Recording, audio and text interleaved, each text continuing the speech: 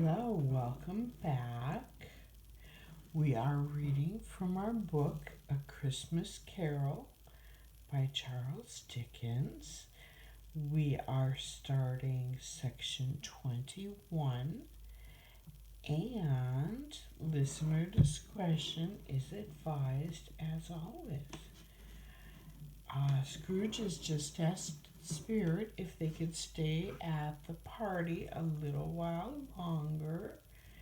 And Scrooge said, "Only half an hour, Spirit, only one." And let's see what happens. This was a game called Yes and No, where Scrooge's nephew had to think of something, and the rest must find out what.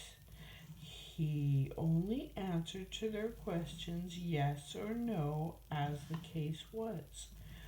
The brisk fire of questioning to which he was exposed elicited from him that he was thinking of an animal, a live animal, rather a disagreeable animal, a savage animal, an animal that growled and grunted sometimes and talked sometimes, and lived in London and walked about the streets and wasn't made a show of and wasn't led by anybody and didn't live in a menagerie and was never killed in a market and was not a horse or an ass or a cow or a bull or a tiger or a dog or a pig or a cat or a bear.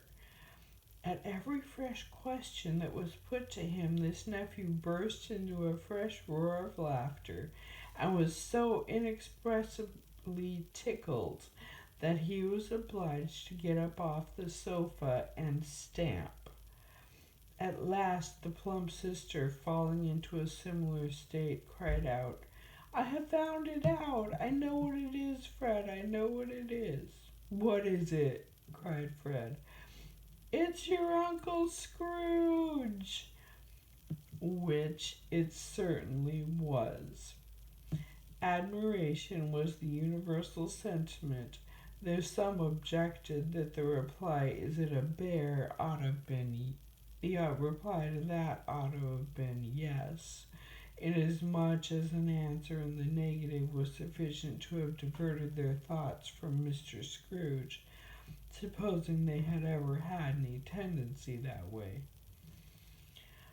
"Ah, he has given us plenty of merriment, I am sure," said Fred, "and it would be ungrateful not to drink his health. Here's a glass of mulled wine ready to our hand at the moment, and I say, Uncle Scrooge." "Well, Uncle Scrooge," they cried, "a Merry Christmas and a Happy New Year to the old man, whatever he is," said Scrooge's nephew. "He wouldn't take it from me, but may he have it nevertheless. To Uncle Scrooge." Uncle Scrooge had imperceptibly become so gay and light of heart that he would have pledged the let's try again.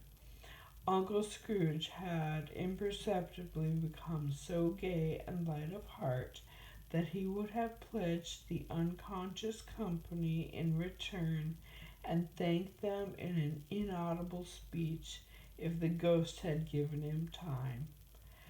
But the whole scene passed off in the breath of the last words spoken by his nephew, and he and Spirit were again upon their travels. Much they saw, and far they went, and many homes they visited, but always with a happy end. The Spirits stood beside sick beds, and they were cheerful; on foreign lands, and they were close at home; by struggling men, and they were patient in their greater hope; by poverty, and it was rich; in almshouse, hospital, and jail; in misery's every refuge, Where vain man, in his little brief authority, had not made fast the door and barred the spirit out, he left his blessing and taught Scrooge his precepts. It was a long night, if it were only a night, but Scrooge had his doubts of this, because the Christmas holidays appeared to be condensed into the space of time they passed together.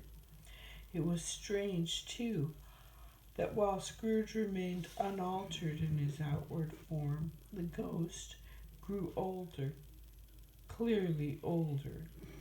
Scrooge had observed this change, but never spoke of it until they left a children's 12th night party, when, looking at Spirit as they stood together in an open place, he noticed that his hair was very gray. "Are Spirit's lives so short?" asked Scrooge. "My life upon this globe is very brief," replied the ghost. "It ends tonight." "Tonight?" cried Scrooge. "Tonight at midnight. Hark, the time is drawing near." The chimes were ringing the 11:75 at that moment. "Forgive me if I am not justified in what I ask," said Scrooge, looking intently at the spirit's robe, "but I see something strange and not belonging to yourself protruding from your skirts. Is that a foot or a claw?" "It might be a claw for the flesh there is upon it," was the spirit's sorrowful reply. "Look here." From the foldings of its robe it brought two children, wretched, abject, frightful, hideous, miserable. They knelt down at his feet and clung upon the outside of its garment. "Oh, man, look here, look down here," exclaimed the ghost. They were a boy and girl, yellow, meager, ragged, scowling, wolfish, but prostrate too in their humility. With graceful youth should have filled their features out and touched them with its freshest tints. A stale and shriveled hand like that of age had pinched and twisted them and pulled them into shreds. Where angels might have sat enthroned, devils lurked and glanced out menacing. No change, no degradation, no perversion of humanity in any grade, through all the mysteries of wonderful creation, has monsters half so horrible and dread. Scrooge started back, appalled. Having them shown to him in this way, he tried to say they were fine children, but the words choked themselves rather than be parties to a lie of such enormous magnitude. "Spirit, are they yours?" Scrooge could say no more. "They are man's," said Spirit, looking down upon them, "and they cling to me, appealing from their fathers. This boy is ignorance, this girl is want. Beware of them both, and all their degree, but most of all beware this boy, for on his brow I see that written which is doom, unless the writing be erased. Deny it," cried the spirit, stretching out his hands toward the city. "Slander those who tell it ye.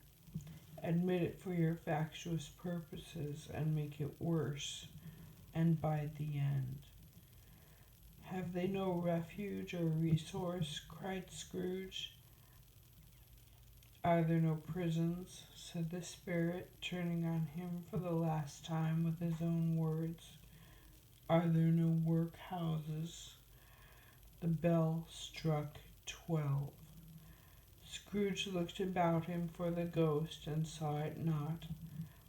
As the last stroke ceased to vibrate, he remembered the prediction of old Jacob Marley, and lifting up his eyes, beheld a solemn phantom draped and hooded, coming along like a mist along the grounds towards him. And we will stop there for the night.